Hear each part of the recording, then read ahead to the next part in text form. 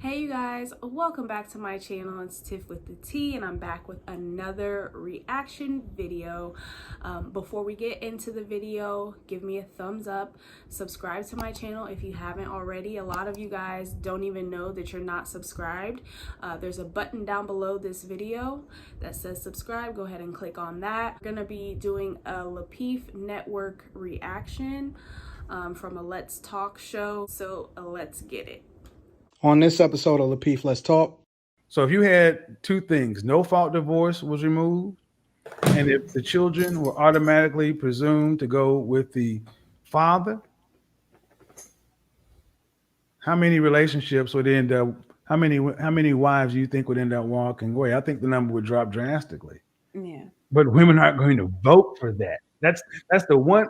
That's why the power, the vote has always been the thing in any society that leaned democratic. Women will always outnumber men on the planet. Mm-hmm. So you can track civilizations throughout time. When you're in decline, you start to see these alternative lifestyles, rise of women, right to vote, property rights, all this other kind of stuff, and it just goes counter to what has always built society. I think, I know if one thing, if modern women really wanted to make marriage much more appealing, start a political campaign to remove no fault divorce and get women to sign off on it. Take that right away from women. You want to see the marital rate skyrocket? Remove no fault divorce. Okay. So some of you guys, like me, may not know what no fault divorce is. So I'm going to go ahead and look that up, and we're going to figure it out together because I'm lost. Okay. According to divorcenet.com, it says that a no fault divorce refers to a divorce based on irreconcilable differences or an irretrievable breakdown of the marriage. These are just a few fancy ways of saying a couple can't get along and there's no hope for reconciliation. It goes on to say that a fault divorce is where spouses allege fault as the basis for a divorce. One spouse may argue that the other spouse did something which caused the marriage to fail. Each state has a different set of fault grounds, but some of the most common are adultery, abandonment, substance abuse, and a felony conviction. And the way that fault impacts a divorce is it can be a factor in granting a divorce. It can also be a factor in dividing property, and it is a factor in awarding alimony.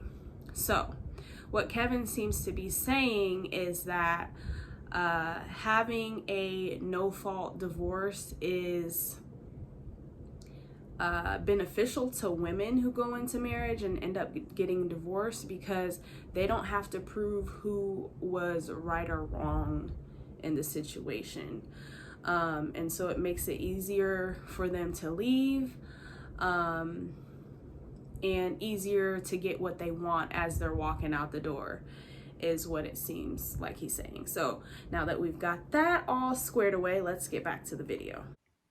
Because it has made it easy for people to divorce. Right. But see, think about what I just said. That human beings in general don't want to give up a benefit, and to say, wait a minute, you got to give it up. Yeah, because men today are not listening to what women say. They're watching what women do, how they move.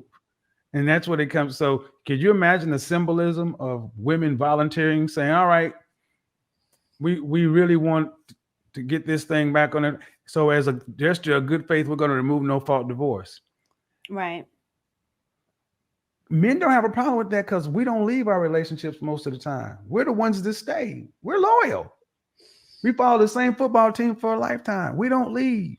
Is it really that they're loyal, or is it just cheaper to keep her?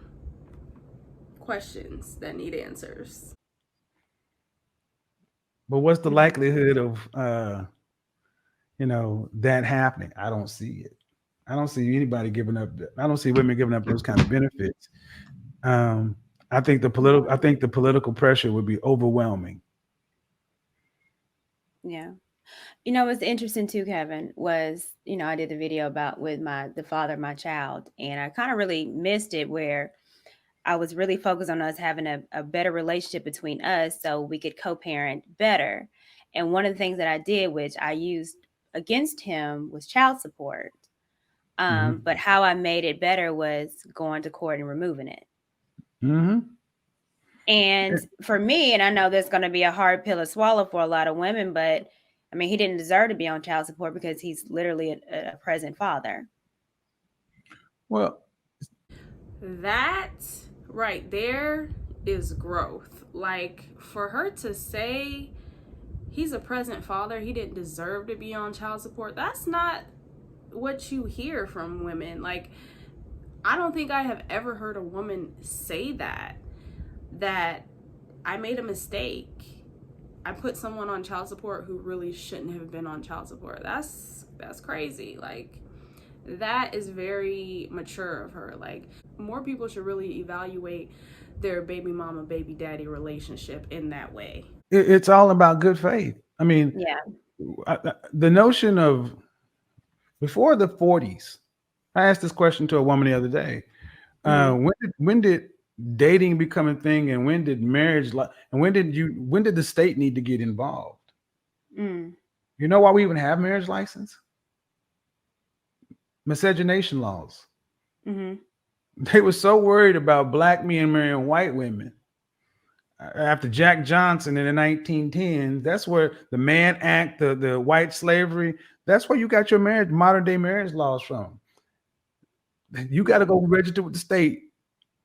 That's where the jump in the broom and all that other stuff comes from. The family court system is a multi-billion-dollar thing. And if you've never sat in family court, go sit in family court for 3 or 4 days. You will have a new appreciation for what men have to go through. Mm-hmm. Today, you got, like I said, if you're going to do the right, most men don't want to go. First off, most men don't want to go to be weekend dads. They Right. don't want that. And then it's like a double, triple whammy. You lose your child, then you got to be on paper. And if you miss something, whether she says it or not, things start happening, losing licenses, passports, all this other kind of stuff. That is a major burden removed. And it is a sign that you want to have a good faith relationship with a man. Now I get it. Today, women still want to have security, but I'm always curious as to why women want so much security when it's you all that leave. Mm-hmm. Yeah.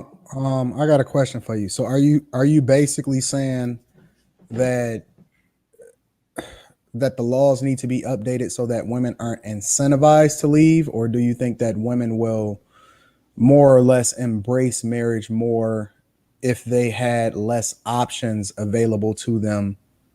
I guess I'm saying the same thing. Are women incentivized to leave? And if you remove those Women are incentives, incentivized. Human beings act Mm-hmm. on incentives, and women are incented to break relationships. yeah, They're got you. incented. I mean, This is true. I do feel like when women leave, there are so many benefits that you get. Like, most of the time, the woman will get custody of the children, and then the man will have to pay alimony or child support or both. The man is getting hit over the head with all these bills that he now has to maintain and provide for the woman, whereas the woman gets all those perks and she gets to, if she so pleases, gets to be with another man. The system is really stacked against men if you think about it, because we are not going to be responsible as women for making sure that they maintain the same level of lifestyle as when we were married, unless it's like you make like a crazy amount of money. Then a lot of times, like with celebrity cases with like Mary J. Blige and her ex-husband, or Kelly Clarkson and her ex-husband, then the guy will, try to come after you for your money. But those cases are like 1 in a million, because that rarely ever happens. Usually it's the man who's the provider statistically. So yeah, women definitely have the upper hand when they walk out on a marriage. How many we got single women on? I was like, K. Let's see, K. K, you have no children, right? Right. That woman who got on CNN who was, I'm gonna be evicted. Who those children weren't even hers. Mm. Today, women without children can live better than all of us working folks on the panel. You just had a woman in the UK get 9 years for leaving her kid for 6 days while she went to party. The net of it is the movie Claudine. Anybody ever seen Claudine? Go watch Claudine. That What old really, school? yeah, what happened in the 60s was the civil rights movement was used to blunt. I mean, the feminism, womanism movement was used to blunt the civil rights movement. Two things happened around that time. Title IX, or a few things. Title IX, that means women need to be represented equally in educational institutions, sports, blah, blah, blah, blah. But what really happened was the Roe v. Wade, access to, legalize abortion, and then mass birth control becoming available, family planning as it were called, and then no fault divorce. Prior to 1945, so let's say Kay and I were married. Okay, Kay and I were married, and if she said she wanted a divorce, she could get a divorce. But if we had children, the children would automatically go with the father. She would leave with what she came with. So, And this actually, if you have studied like cultures around the world, other countries, and the way they operate, you'll know that most other countries outside the United States, outside of the Western world, I would say, like excluding Europe and the US, Canada, excluding those places, for the most part, if a woman decides to walk out on the marriage, she ultimately forfeits the right to her children. A lot of times she's giving up custody of those kids to the father, because the father in most cases is automatically granted custody of the children in several different countries. That's how the world seems to have been working with the invention of marriage. And then statistically, if you look at those other countries, their divorce rate is significantly lower than here in the US. So there's obviously some correlation there.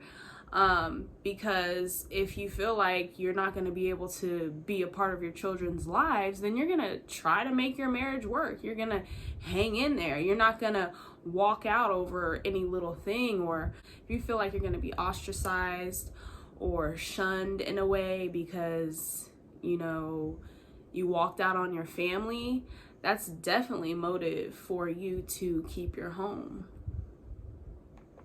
there was an incentive for you to actually stick to your vow.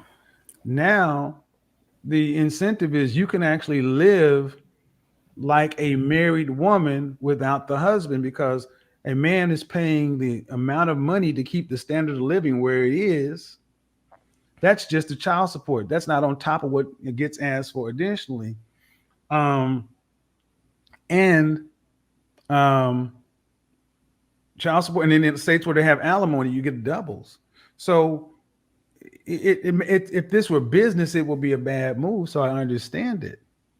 So you can't go, Roe v. Wade, don't know what's going to happen with that one. But no fault divorce would basically mean you would need more than just I'm not happy. Something would need to really be a precipitation, because you'd have to come prove the reason why you want to break it.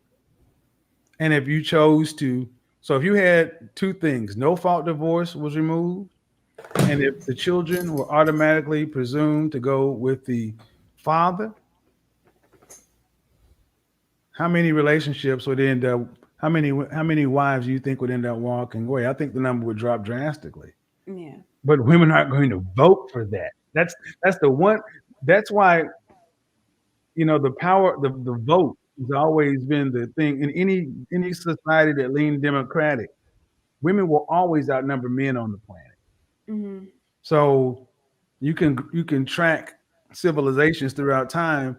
When you're in decline, you start to see these alternative lifestyles, rise of women, right to vote, property rights, all this other kind of stuff, and it just goes counter to what has always built society.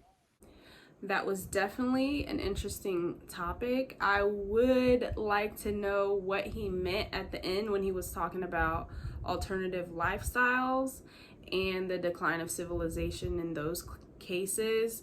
I have a feeling that I kind of know where he's going with that, but I just want to hear it from him personally to see what research he's done, because I know Kevin Samuels reads up on a lot of this stuff that he talks about. He's not just talking out the side of his neck.